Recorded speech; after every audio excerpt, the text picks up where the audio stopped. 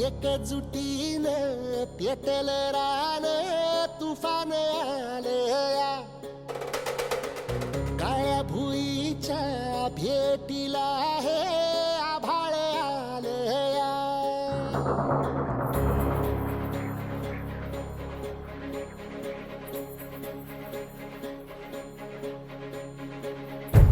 एकजुटीनं पेटल रान